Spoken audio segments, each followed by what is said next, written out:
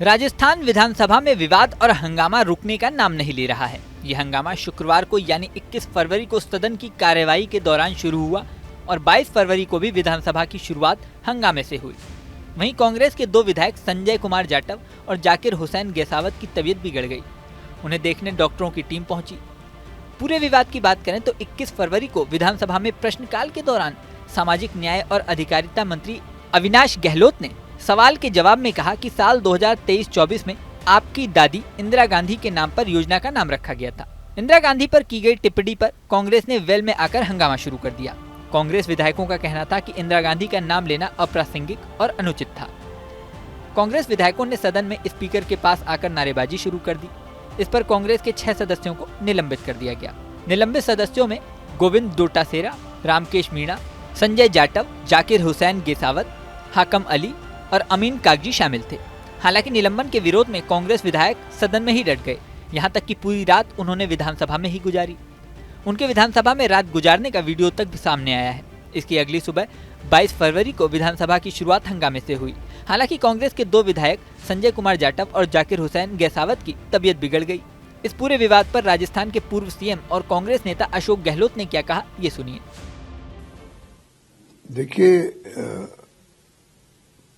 अभी बजट पेश हुआ है 2 दिन पहले और बिना कोई कारण के सत्तापक्ष के लोग खुद ही प्रोवोक कर रहे हैं विपक्ष को, बिना कोई कारण के। आज इंदिरा जी का नाम लेने की क्या जरूरत थी, जिसने एक देश की एकता के लिए, अखंडता के लिए अपनी जान दे दी, शहादत हो गई उनकी। भारत रत्न मिला हुआ उनको, इतनी महान नेता थी वो। अनावश्यक उनका नाम घसीटा गया और उसके बाद में जिस पर हैंडल किया गया हाउस के अंदर और प्रोवोक किया गया, तो लगता है कि परसों जब बजट पेश हुआ तो सत्तापक्ष की तो जिम्मेदारी होती है कैसे विपक्ष को साथ लेके चले और बजट पास करवाए।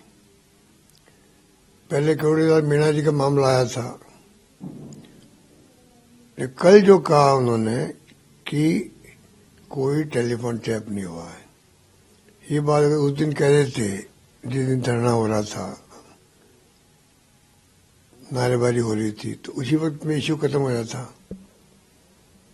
माननीय सदस्य बोलते, नेता प्रतिपक्ष अपनी बात कहते, एक साल में जो लेखा जोखा होता है, क्या काम किया क्या नहीं किया, वो बताती जनता को।